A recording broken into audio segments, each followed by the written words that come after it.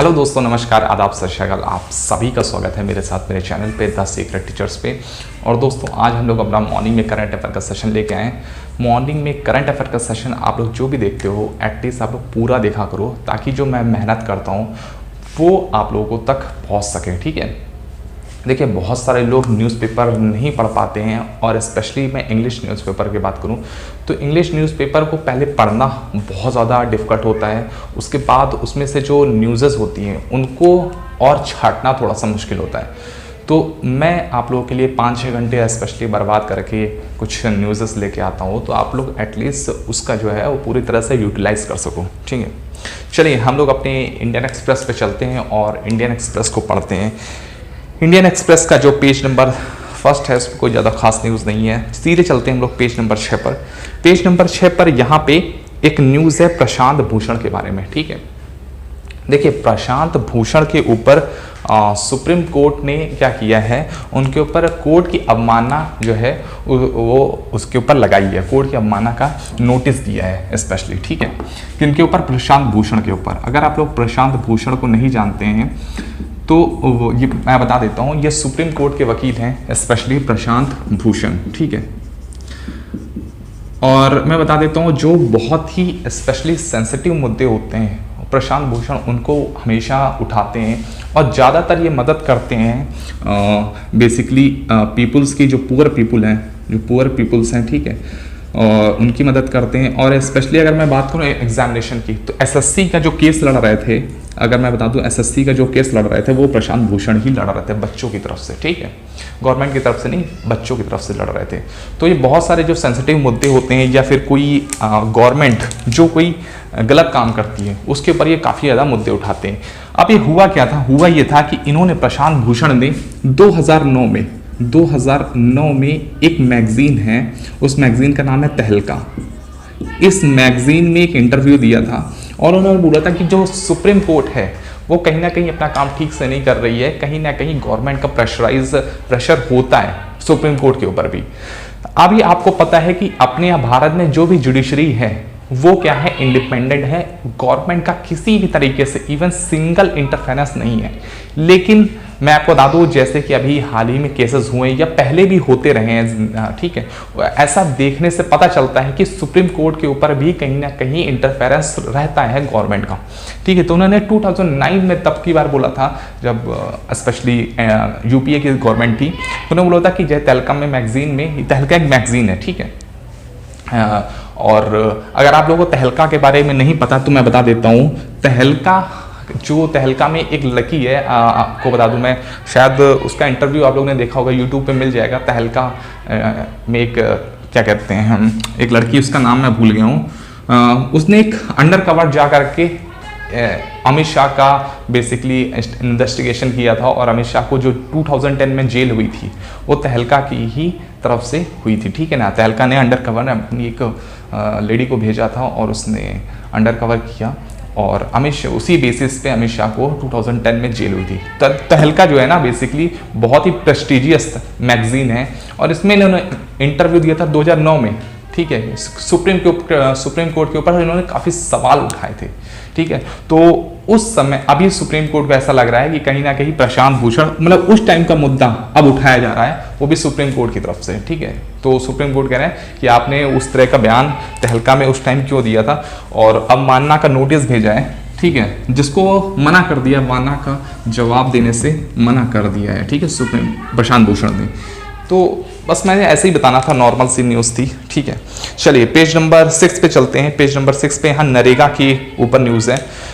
अभी बोला गया है कि नरेगा ने ना, जो नरेगा में जो पैसा इन्वेस्ट हुआ है, या ठीक है, या पैसा जो भी खर्च किया गया है, वो अभी तक का टोटल बजट का 72% है। किसका? रूरल डेवलपमेंट का। ठीक है, आपको पता है रूरल डेवलपमेंट मिनिस्ट्री है, रूरल डेवलपमेंट जो मिनिस्ट्री है, ठीक है, उसकी तरफ से डेटा रिलीज किया गया है। बोला गया है कि इसको जो बजट एलोकेट हुआ था, इसको नियर अबाउट 1,22,398 इतने करोड़ का जो बजट था, 1,22,998 करोड़ का बजट था। इसमें से इसमें से स्पेशली कितना हुआ है, 72%। जो 72% है वो अभी तक क्या हुआ है, नरेगा के लिए इस्तेमाल कर लिया गया है। इसके लिए नरेगा के लिए, नरेगा के लिए। अच्छा, कुछ लोग यहाँ बोलेंगे मनरेगा मनरेगा, अरे एक ही बात है। जो लोग मनरेगा समझ रहे हैं, मनरेगा नरेगा एक ही चीज़ है, ठीक है। अभी मैं उसके बारे में बता दूंगा। तो 72% अभी तक खर्च कर दिया गया। अगर मैं 72% की राशि बताऊं तो हो जाएगी 87,000 प्लस समथिंग करोड़, 87,000 प्लस, ठीक है, मैंने प्लस इसीलिए लगा दिया है। 87,000 प्लस करोड़ रुपए वो खर्च हो चुके हैं। किसमें खर्च हो चुके हैं, जून क्वार्टर में। जून क्वार्टर में खर्च हो चुके हैं। जून क्वार्टर होता है, अभी मैंने आपको बताया था जून क्वार्टर होता है क्या है। जून क्वार्टर होता है मतलब इससे 2 मंथ और पहले ले लीजिए, वो होता है जून क्वार्टर, मतलब मई और अप्रैल, ठीक है। इन तीनों महीनों को मिलाकर के कहते हैं, क्या कहते हैं, जून क्वार्टर कहते हैं, ठीक है। तो जून क्वार्टर में खर्च हो चुका है। इसको फर्स्ट क्वार्टर भी कहते हैं, कभी कभी क्वार्टर 1 भी कहते हैं, क्वार्टर फर्स्ट, ठीक है, ऑफ 2021 का, 21 का फर्स्ट क्वार्टर भी कहते हैं। तो इसमें खर्च कर दिए गए। इतनी सी यहाँ पे न्यूज़ थी, ठीक है। अभी मैं बताता हूँ थोड़ा सा, मैं मनरेगा के बारे में बताता हूँ, थोड़ा सा रूरल डेवलपमेंट मिनिस्ट्री के बारे में बताता हूँ। तो नरेगा जो है वो किस मिनिस्ट्री के अंडर में आती है, तो आप यहाँ से सीधे सीधे बोलोगे रूरल डेवलपमेंट मिनिस्ट्री के अंडर में आती है। पर यहाँ पे सिर्फ और सिर्फ रूरल डेवलपमेंट मिनिस्ट्री के अंडर नहीं आती है, साथ ही साथ पंचायती राज के अंडर में भी आती है, पंचायती राज, ठीक है। ये भी एक मिनिस्ट्री है, पंचायती राज मिनिस्ट्री, ठीक है।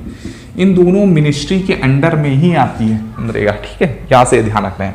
दूसरी बात करते हैं, नरेगा जो बनी थी, नरेगा जो नरेगा बनी थी वो बनी थी 2 फरवरी 2006 को, 2 फरवरी 2006 को ये नरेगा बनी थी, ठीक है। इसके बाद में जब आप बोलोगे मनरेगा कब हो गया,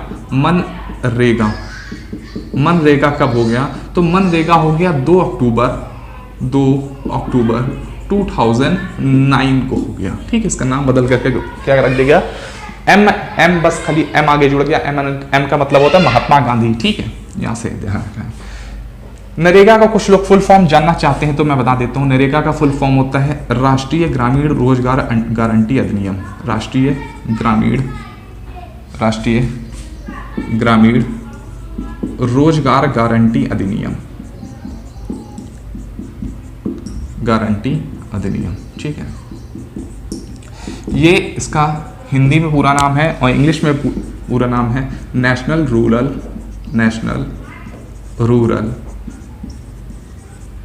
एम्प्लॉयमेंट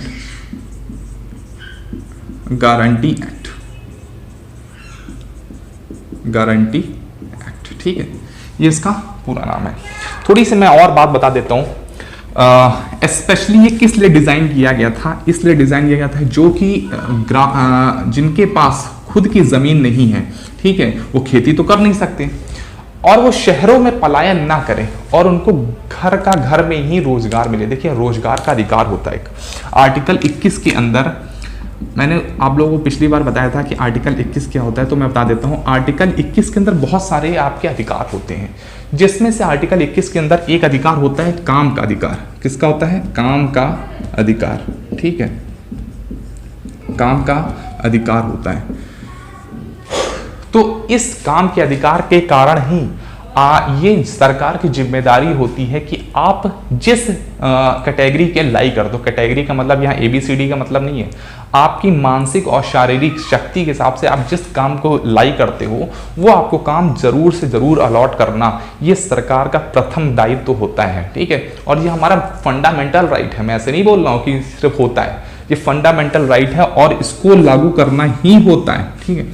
बहुत सारी सरकारें निकम्मी होती हैं और वो इसका ऐसा नहीं करती हैं, जैसे इस सरकार को भी मैं बोलूँ, ठीक है ना। वैसे तो हर सरकार होती है, ठीक है। दूसरी बात मैं आगे करता हूँ यहाँ पे कि जो नरेगा है, वो नरेगा जो है उसमें पहली चीज होती है कि 33% जो है वो वोमेन की हिस्सेदारी होती है, ठीक है। वोमेन की मतलब जो महिलाएं हैं उनको 33%, जो उसमें 100 लोग अगर हैं तो उसमें 33 महिलाएं होना ज़रूरी हैं, ठीक। दूसरी बात करता हूँ मैं कि यहाँ पे जो है मेन इंपॉर्टेंट बात करता हूँ कि यहाँ पे बेसिकली क्या है ना कि राज्य सरकार का और प्लस केंद्र सरकार की, दोनों की हिस्सेदारी होती है, ठीक है। मतलब जो पैसा अलॉट होगा मनरेगा में, उसमें दोनों की हिस्सेदारी। अगर राज्य की कितनी होगी, राज्य की होगी बेसिकली 25%, ध्यान दीजिएगा, राज्य की 25% और केंद्र की 75%। ये चीज 90 और 10 तब हो जाती है जब आप साउथ ईस्ट के, जो साउथ ईस्ट हैं वहाँ उन राज्यों में जाते हो, जैसे आपका असम हो गया, त्रिपुरा हो गया, ठीक है, नागालैंड, मेघालय, मिजोरम, इन सब क्षेत्रों में जाते हो। जो 7 सिस्टर्स राज्य हैं उनमें क्या हो जाता है, राज्य कितना हो जाता है, राज्य हो जाता है आपका 10%, राज्य की जो हिस्सेदारी है वो 10%, और केंद्र की है वो आपकी 90%, ठीक है। ये 10 और 90 का रेशियो कहाँ होता है, 10 और 90 का रेशियो होता है जो आपके 7 सिस्टर्स जो राज्य हैं, ठीक है, वहाँ होता है, ठीक है। ये थोड़ी सी इंपॉर्टेंट जानकारी थी जो मैंने आपको बता दी है, और वैसे नरेगा तो और भी बात कर सकते हैं हम लोग, ठीक है। चलिए, हम लोगों को अपनी करंट अफेयर पे भी ध्यान देना है। चलिए अगली न्यूज़ पे चलते हैं, और अगली न्यूज़ क्या है हमारी, ये पेज नंबर 7 पे चलते हैं। पेज नंबर 7 पे यहाँ इंपॉर्टेंट न्यूज़ है, ये 4% सीट जो है रिजर्व करी गई है ना प्रोफेशनल कॉलेज। तो अब ये आपसे क्वेश्चन जरूर आ सकता है आपके एग्जामिनेशन में, ये पूछा जा सकता है कि अभी हाल ही में किस टेरिटरी में, किस क्षेत्र में क्या किया गया है, 4% सीट रिजर्व करी गई हैं प्रोफेशनल कॉलेज के लिए, ठीक है। प्रोफेशनल कॉलेज में एडमिशन ले सकते हैं, वो किस टेरिटरी के लिए करी गई है, तो ऐसा किया गया है लद्दाख के लिए, ठीक है। यहाँ पे ध्यान दीजिएगा, देखिए मैं बता देता हूँ, जो लद्दाख का हिस्सा है, लद्दाख का हिस्सा है, वहाँ पे कोई भी प्रोफेशनल कॉलेज नहीं है, वहाँ पे प्रोफेशनल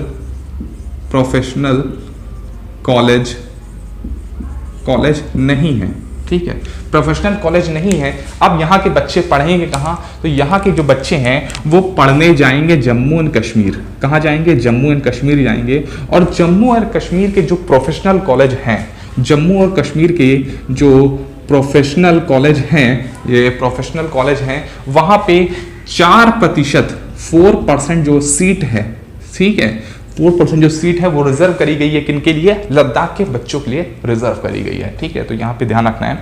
दूसरी बात करते हैं कि जो JNK का एडमिनिस्ट्रेशन कर रहे हैं प्रेजेंट टाइम में, वो चीफ सेक्रेटरी BVR सुब्रमण्यम कर रहे हैं, ठीक है। तो यहाँ पे आपसे चीफ सेक्रेटरी का नाम पूछ सकते हैं, चीफ सेक्रेटरी कौन है। देखिए आजकल के एग्जामिनेशन में ज़्यादातर राज्यों के राज्यपाल, मुख्यमंत्री या उनकी राजधानी नहीं पूछी जाती। आजकल के जो एग्जामिनेशन आ रहे हैं वहाँ पे आपसे उस पर्टिकुलर राज्य के या तो DGP का नाम पूछ लेंगे, या तो आपसे मुख्य सचिव का नाम पूछेंगे, ठीक है, या तो अब तो और जमाना चेंज हो गया, अब तो डेप्यूटी CM का नाम पूछने लग गए हैं, ठीक है। तो चीफ मिनिस्टर कौन है, BVR सुब्रमण्यम, BVR, ठीक है, सुब्रमण्यम,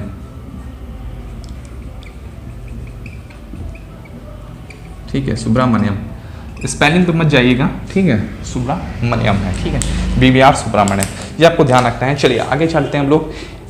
1 साल होने को आ गया है, वहाँ पे अभी भी क्या है, जो है कर्फ्यू लगा हुआ है, ठीक है।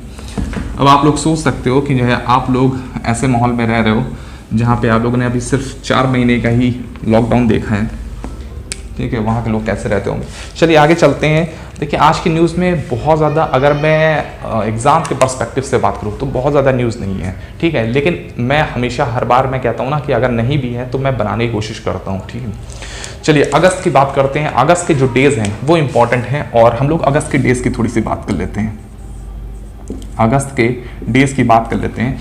तो अगस्त में अभी तक मैंने आपको बताया था, आज 6 अगस्त है, उसकी भी डेट बताऊंगा, लेकिन उससे पहले हम लोग थोड़ा सा रिवाइज कर लेते हैं। मैंने आपको बताया था कि 1 अगस्त को कौन सा डे मनाया जाता है, US का, यूनाइटेड स्टेट्स का national climbing mountain day, national climbing mountain day, राष्ट्रीय पर्वतारोहण दिवस भी बोल सकते हैं, ठीक है। इसको US का राष्ट्रीय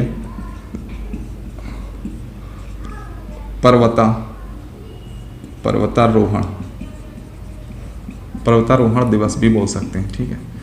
ये ध्यान रखिएगा।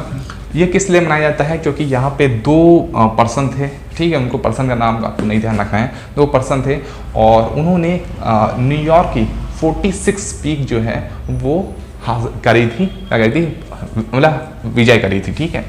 इसके बाद बात करते हैं कि 4 अगस्त को 4 अगस्त को कौन सा डे मनाया जाता है? 4 अगस्त को मनाया जाता है यूएस का ही coast guard day, coast guard day मनाया जाता है, ठीक है।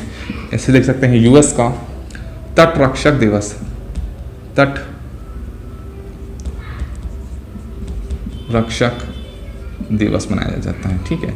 तो यहाँ से 2 दिवस तो आपको पता चल गए।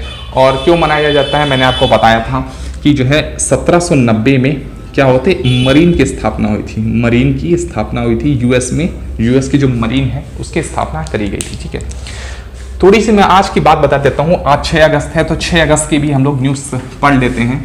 और 6 अगस्त को आपको पता होगा कि हिरोशिमा डे मनाया जाता है, हिरोशिमा डे। अब यहाँ पे उत्साह का दिवस नहीं है, लेकिन यहाँ पे शोक के लिए स्पेशली मनाया जाता है, ठीक है। तो 6 अगस्त को जो कौन सा दिवस मनाया जाता है? हिरोशिमा डे, हिरोशिमा डे मनाया जाता है।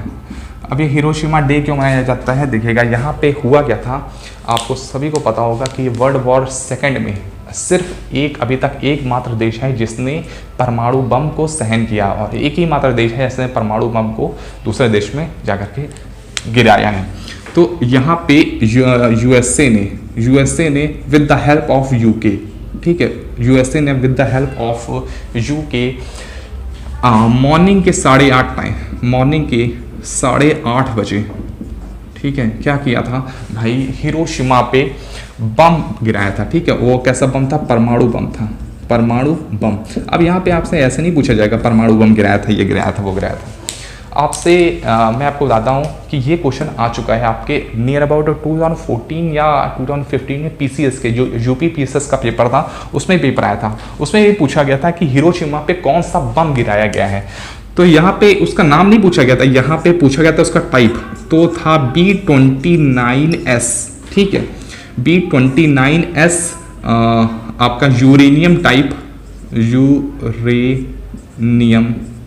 Uranium gun type fusion bomb, ठीक है, फ्यूजन बॉम्ब। यहाँ पे ये था इसका आंसर, ठीक है, ऑप्शन था वहाँ पे, ऑब्वियस सी बात है, ठीक है। तो यहाँ पे ये ऑप्शन उसमें वहाँ पे सही होगा। वैसे मल्टीपल ऑप्शन में था वो, लेकिन यहाँ पे मैं आपको एक सिंगल मल्टीपल चॉइस में बता करके बता रहा हूँ, ठीक है। तो यहाँ पे B29S uranium gun type fusion bomb था। अगर मैं उस परमाणु बम का नाम बता दूं तो उसका नाम स्पेशली जो नॉर्मल भाषा में रखा गया था वो था लिटिल बॉय था। क्या नाम था? Little boy. ये आम बोलचाल की भाषा में है, लेकिन आपको ये नाम नहीं याद रखना, ये नाम ज़्यादातर याद रखना है, ठीक है। B2S uranium gun type fusion bomb था, लिटिल बॉय था। और इसकी जो इंटेंसिटी थी, अगर मैं इंटेंसिटी की बात करूँ, इंटेंसिटी कितनी थी तो नियर अबाउट 13 किलोटन का एक्सप्लोसिव था उसके अंदर, 13 किलोटन का, ठीक है। एक स्पेशली मैं आपको बता दूं इस पे हिरोशिमा को टारगेट क्यों किया गया था। देखिए नागासाकी को तो जो फालतू में टारगेट किया गया था, वैसे मेन टारगेट था हिरोशिमा को ही डिस्ट्रॉय करना। हिरोशिमा पे जब गिराया गया था तो क्यों गिराया गया था, इसका रीजन था कि यहाँ पे मिलिट्री बेस था, जापान का मिलिट्री बेस था यहाँ पे, ठीक है। और जितने भी एनिमेशंस बनते थे वो सारे के सारे यही बनते थे, क्योंकि ये एक मात्र इंडस्ट्रियल इलाका था उस टाइम पे, ठीक है, जो एनिमेशंस बनाता था और मिलिट्री बेस भी था, तो इसको तबाह करना था। लेकिन जब नागासाकी पे स्पेशली नागासाकी को नहीं बर्बाद करना था, कोसाकू एक जगह है, कोकासू एक जगह थी, वहां पे बॉम्ब गिराना था नागासाकी पे, तो उसके मतलब वहां पे डायरेक्शन नहीं मिली तो वहां पे कहीं भी गिरा दो, ठीक है। तो ऐसा हुआ था नागासाकी में। तो ये आपको थोड़ा सा ध्यान रखना है, ठीक है। 9 अगस्त की जब डेट आएगी तो 9 अगस्त का भी मैं आपको बता दूंगा, ठीक है। अगर आप लोग चाहते हो तो 9 अगस्त का तो मैं भी अभी बता देता हूँ क्या करना है, ठीक है।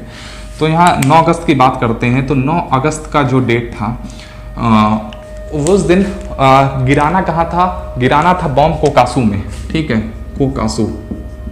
कोकासू में गिराना था। लेकिन क्या हुआ भाई कि कोकासू में तो गिराना था, लेकिन वहां पे क्लाउड बहुत ज्यादा थे, तो एक्चुअल डायरेक्शन का पता नहीं चल रहा था। तो वहां पे देखा गया कि नागासाकी पास में है, तो नागासाकी पे गिराया गया। उसके बाद नागासाकी में, ठीक है, नागासाकी में बॉम्ब को जो है वो गिरा दिया गया, नागासाकी में जो है बॉम्ब को गिराया गया। और इस बम की जो इंटेंसिटी थी वो कितनी थी, वो थी आपकी नियर अबाउट 21 किलोटन, मतलब अमेरिका ने ये सोच लिया था कि हम इस पूरे देश को बर्बाद कर देंगे। अगर जापान माफ़ी नहीं मांगता तो फिर और भी परमाणु बम शायद झेलना पड़ सकता था, और मुझे लगता है कि अगर 5 परमाणु बम और गिरते इन दोनों के अलावा तो शायद जापान का नस्तानाबूद खत्म हो जाता। ठीक है, उन्होंने एक शुक्र मनाइए कि उन्होंने टोक्यो को टारगेट नहीं किया, नहीं तो फिर बाद में क्या हाल होता जापान का। यहाँ पे कोकासू था, फिर बाद में हाँ एक घटना मुझे याद आती है, जब ये दोनों परमाणु बम हो गए ना और दोनों हेल्प की गई यूएसए ने, मतलब यूके ने हेल्प करी थी यूएसए की, ठीक है, इस परमाणु बम को गिराने में। इसके बाद जब इतना बड़ा धमाका हो गया तो पूरी दुनिया ही सहम गई। उसके बाद ये बोला गया कि एक कॉन्फ्रेंस हुई थी, उसका नाम था ब्रेटन वुड्स कॉन्फ्रेंस। ठीक है, इसके बाद एक कॉन्फ्रेंस हुई थी, ब्रेटन वुड कॉन्फ्रेंस हुई थी। ठीक है, इस कॉन्फ्रेंस में बेसिकली अब बनाया गया था कि अब कभी भी परमाणु बम का मतलब कहीं भी नहीं किसी देश पे नहीं गिराया जाएगा।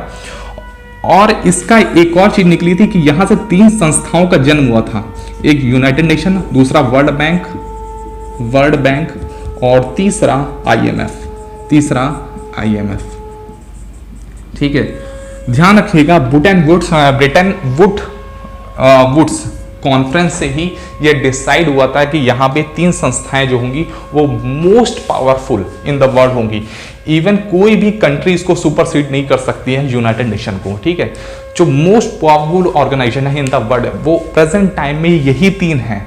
ठीक है, और यूनाइटेड नेशन को कोई भी सुपरसीड नहीं कर सकता, इवन यहाँ तक कि यूएसए भी सुपरसीड नहीं कर सकता। ठीक है, चलिए आगे बात करते हैं अगली खबर पे।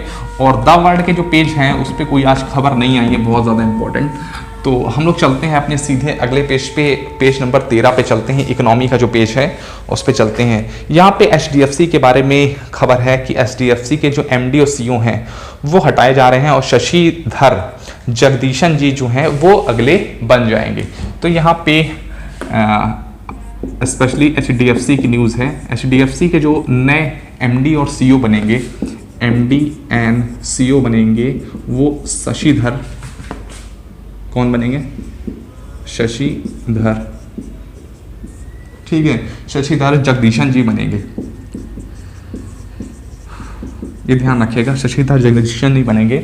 MD और CEO का मतलब क्या होता है यहाँ पे? Managing director. ठीक है, जो सबसे हेड पोस्ट होती है वो MD की ही होती है और CEO होती है। CEO मतलब chief of executive officer, chief executive officer. तो ज़्यादातर जो MD बनते हैं वो CEO भी बनते हैं। ठीक है, तो MD और CEO की जो पोस्ट है वो कौन है? शशिधर जगदीशन को मिलेगी। कब मिलेगी?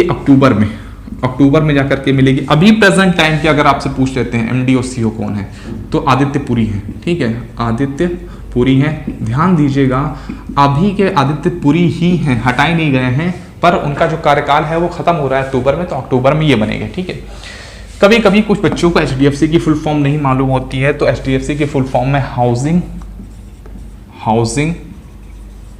Development finance corporation. ठीक है, तो ये HDFC की फुल फॉर्म है।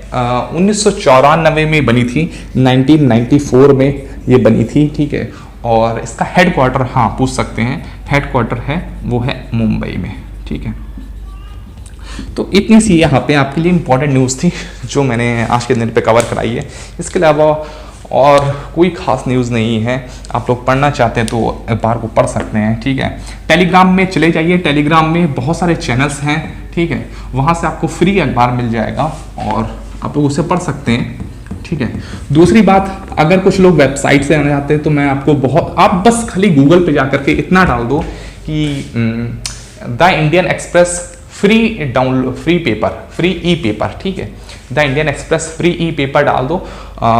इंडियन एक्सप्रेस की वेबसाइट पे मत जाना, वहाँ आपको फ्री नहीं मिलेगा। बाकी आप जो भी वेबसाइट पे अलग अलग जो वेबसाइट है वहाँ से जाकर के आप लोग डाउनलोड कर सकते हो। ठीक है, तो आज की करंट अफेयर मैं यहीं तक रखता हूँ। आप लोगों को पसंद आई होगी तो फिर आप जानते ही क्या करना है। तब तक के चलते, बाय बाय, टेक केयर।